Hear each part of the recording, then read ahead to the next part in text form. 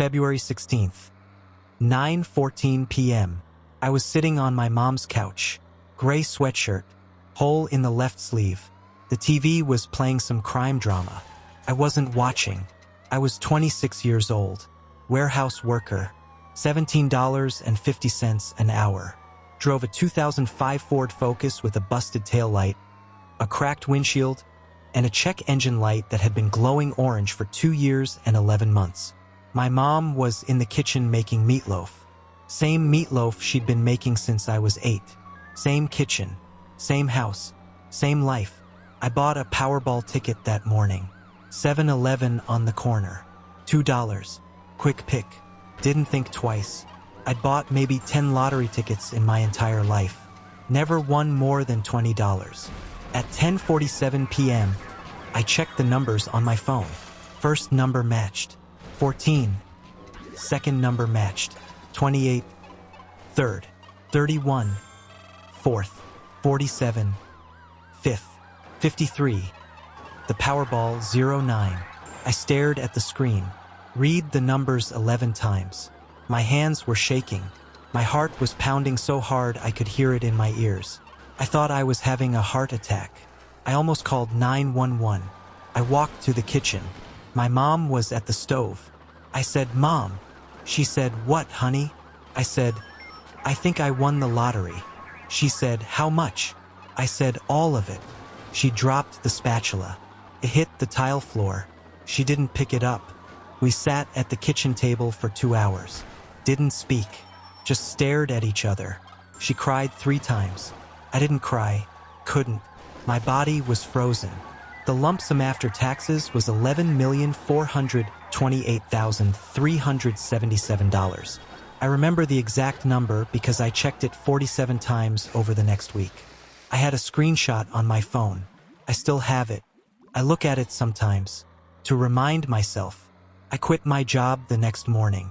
Didn't give notice. Didn't pack my locker. Just walked out. My boss called me 6 times. I didn't answer. He texted, "You okay?" I texted back, "I'm fine." That was a lie. The first week was a blur. Lawyers, accountants, financial advisors. Everyone wanted a piece. Everyone had a plan. I signed papers I didn't read. I nodded at things I didn't understand. One advisor told me to put everything in municipal bonds. Another said real estate. Another said Bitcoin. I picked none of them. I was 26 years old with $11.4 million. No wife, no kids, no skills, no plan. Just a hole in my sweatshirt and a mother who was scared for me. Any normal person would have parked the money in index funds, hired a fee-only advisor, lived off $400,000 a year for the rest of their life. Been smart. Been boring. I am not a normal person. The first thing I bought was a mansion. $1,825,000. 6 bedrooms. 7 bathrooms. A pool. A home theater. A 3-car garage. A wine cellar. I don't drink wine. I didn't negotiate. I paid asking price. The realtor almost cried. I signed the papers at 4:47 p.m. on a Tuesday. I bought a Lamborghini Huracan. $428,000. Bright green. The salesman asked if I wanted to test drive it. I said no. He asked if I wanted to see the color in person. I said no. He asked how I wanted to pay. I said wire transfer. He blinked 3 times. I drove it off the lot 20 minutes later. I didn't know how to drive a stick shift. I learned in the parking lot of a Target. I bought my mom a house too. $520,000. For bedrooms, a garden, a new kitchen with granite countertops. She cried again. I felt nothing. She asked if I was okay. I said, "I'm fine." That was another lie. Then the family came. My brother, Mark, asked for $200,000 for a business opportunity. He said it was a food truck. He said it was guaranteed. I gave it to him. Never saw a single receipt. Never asked. The food truck never happened. My cousin, Jessica, asked for $50,000 to pay off her student loans. I gave it to her.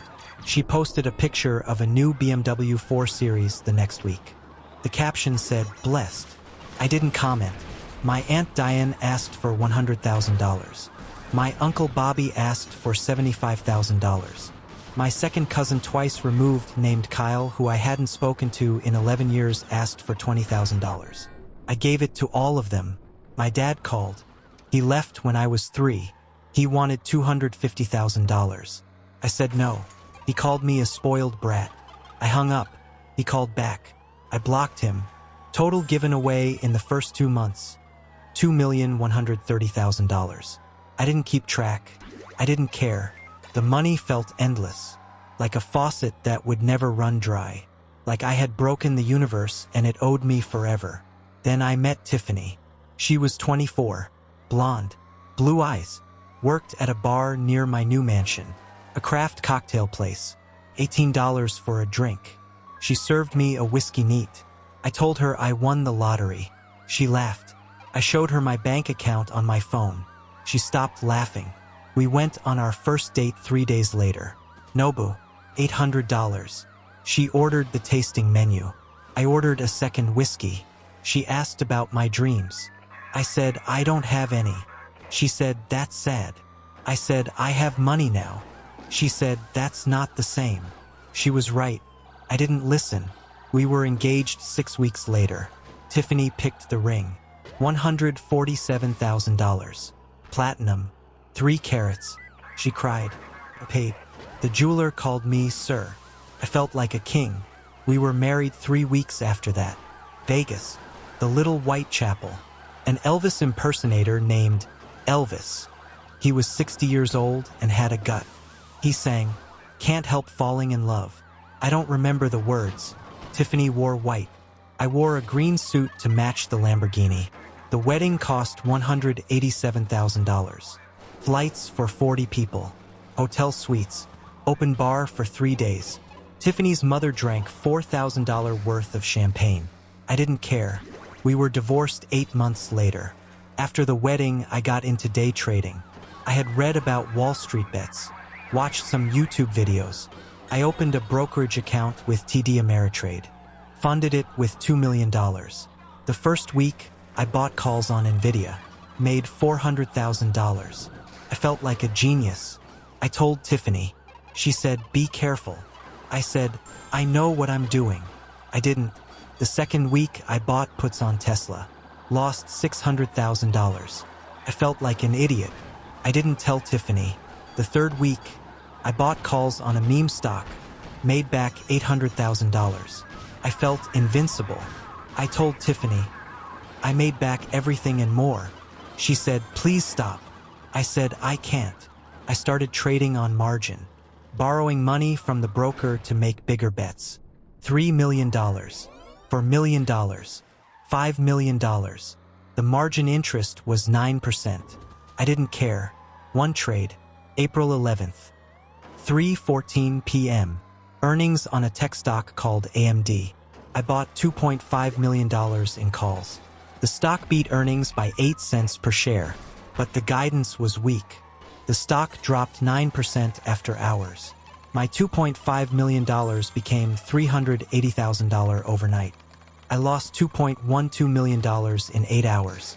I didn't sleep, didn't eat, didn't answer Tiffany's texts. She sent 11. I read none. The next morning, I tried to get it back. Bought more calls. Lost another $400,000. Bought puts. Lost another $300,000. I sold my Rolex. $18,000. Put it in the account. Lost it in 3 hours. I sold my second car. A Mercedes G-Wagon I bought for $140,000. Got $90,000. Put it in the account. Lost it in 2 days. By month 5, I had lost $4.2 million trading. My brokerage account was down to $800,000. The rest of my money was in the mansion, the Lamborghini, the houses for family, and Tiffany's ring. Then Tiffany's lawyer called. She was filing for divorce, asking for $2 million. She said I was emotionally unavailable. She said I changed after the money. She said I spent more time watching charts than watching her. She wasn't wrong, but $2 million? For 8 months of marriage? I fought it, hired a lawyer, $80,000 retainer. The case dragged on for 6 months. Legal fees totaled $340,000. Depositions, mediation, court appearances. I sat in a room with Tiffany and her lawyer. She wouldn't look at me. In the end, the judge gave her $1.2 million, plus the Mercedes, plus a house I bought for her mother in Florida, plus alimony for 1 year, $4,000 a month. Total cost of Tiffany, $1.9 million, plus the ring. She kept the ring. I was down to $3.2 million, from $11.4 million. In less than a year, any normal person would have stopped, would have locked the remaining money in a CD, would have gone back to school, would have disappeared into a small town and never touched a stock again. I am not a normal person. I decided to start a business, a restaurant, a steakhouse. I had never worked in a restaurant, never cooked a steak, never managed staff, never done inventory, never filed a food license. But I had money, and money buys confidence. Stupid confidence. I found a location, downtown Akron, Main Street, $18,000 a month rent. Signed a 5-year lease without reading it. Spent $400,000 on renovations. Marble floors, a custom bar, a $60,000 pizza oven from Italy. We were a steakhouse with a pizza oven. It didn't make sense. I hired a chef for $120,000 a year, a general manager for $85,000, wait staff, bartenders, hosts, a sommelier. We had a sommelier in Akron, Ohio. Population 190,000. The sommelier recommended $400 bottles of wine. The customers wanted Bud Light. The restaurant opened on a Friday. First week was packed. Friends, family, people who heard about the lottery winner's new place. They came for the novelty, not the food, not the wine, not the $60,000 pizza oven. Week 2, business dropped 40%. Week 3, dropped another 30%. By month 2, we were losing $30,000 a month. The chef quit, said I was too involved. I was there every night, watching, asking questions, getting in the way. The manager quit, said I was never there when it mattered. I was at the bar, drinking whiskey, staring at my phone. I poured another $200,000 into the restaurant. New chef, new menu, new marketing, hired a PR firm, $15,000 a month. They got us one article in a local blog. The headline, Lottery Winner Opens Steakhouse. It's fine. Then the health inspector came, found cockroaches in the kitchen, shut us down for 3 days, cost me another $40,000 in lost revenue and exterminators. After 6 months, I closed the doors. Total loss, $1.1 million. I sold the pizza oven on Craigslist for $4,000. A guy from Cleveland drove down with a truck. He asked why I was selling it. I said, I don't cook. He laughed. I didn't. I was down to $2.1 million. I still had the mansion, the Lamborghini, a few watches, some furniture, a lot of regret. I sold the Lamborghini, $280,000. Lost $148,000 in depreciation in 8 months. The buyer was a 19-year-old kid whose dad owned a car dealership. He asked if I had any other cars for sale. I said no. He said, too bad. I said, yeah. I sold the mansion, $1.4 million. Lost $425,000. The buyer was a retired doctor. He said, nice place. I said, thanks. I didn't tell him I had lived there for less than a year. I didn't tell him I had eaten maybe 10 meals in the dining room. I didn't tell him I had never used the pool. After realtor fees, taxes, and paying off the remaining mortgage, I had $1.9 million left. I moved back in with my mom. Same house, same kitchen, same meatloaf. She didn't say, I told you so. She just made me a plate. I sat on the same couch. Gray sweatshirt, hole in the left sleeve. My mom was in the kitchen, same as before, except now I had $1.9 million, and a lot of regret, and an ex-wife, and a bunch of family members who didn't call anymore. I should have stopped. Should have put the $1.9 million into a savings account. Should have gotten a job at the warehouse again. Should have been grateful. But I had one more stupid idea. I found a guy online, Crypto Guru. His name was Coach Crypto on Instagram, 247,000 followers. He posted pictures of himself in front of mansions, private jets, Rolls Royces. He promised 20% returns per month. Guaranteed. I knew it was a scam. Every part of my brain knew. The rational part, the accountant part, the part that had already lost $4.2 million trading. But I wanted the money back. I wanted the $11.4 million. I wanted the mansion, the Lamborghini, the feeling of being invincible. I wanted to prove to everyone that I wasn't a fool. I sent him $500,000. Wire transfer. He sent me screenshots of my profits. $600,000. $720,000. $900,000. I asked to withdraw. He said, just wait. It's growing. I waited a week. Asked again. He said, one more week. I waited 2 weeks. Asked again. He said, you need to send $50,000 for fees. I sent $50,000. He said, almost there. I asked for a phone call. He blocked me. I checked the website. Gone. Telegram channel. Gone. Instagram account. Deleted. I lost $550,000 in 3 weeks. I had $1.35 million left. I sat on my mom's couch. 11:14 p.m. She was asleep. I was staring at the ceiling. I had won $11.4 million 18 months ago. Now I had $1.35 million. Plus a 2012 Honda Civic I bought for $8,000 cash from a dealership that specialized in buy here, pay here. Plus a small storage unit with a few pieces of furniture that didn't fit in my mom's basement. I didn't sleep that night, or the next, or the next. I thought about Tiffany, about my brother's $200,000, about the restaurant, about the crypto scam, about every stupid decision, about the look on my mom's face when I told her I was moving back in. I gained 40 pounds, stopped showering, stopped answering the door. The mail piled up. Most of it was bills. Some of it was junk. One letter was from a law firm representing my brother. He was suing me for additional funds promised. He lost. I didn't care. My mom found me in the basement at 2 a.m. I was sitting on a concrete floor. No lights, just me and the dark. She sat next to me, didn't say anything, just put her hand on my back. After an hour, she said, "You're not dead." I said, "I feel dead." She said, "Dead people don't feel." She made me go to therapy. Dr. Ellen Ross, $150 a week. Best money I ever spent.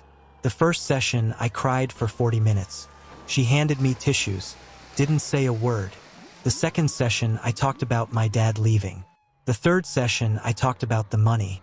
The fourth session, I talked about nothing. Just sat there. That was the best one. At session 12, Dr. Ross said, "You're not a bad person. You're a person who made bad choices." I said, "Same thing." She said, "It's not." I started going for walks, then jogs, lost the 40 pounds, started sleeping, started eating my mom's meatloaf again, started answering the door. I sold the remaining investments, put $1.25 million into a simple index fund, Vanguard, S&P 500, low fees, kept $100,000 in a savings account for emergencies.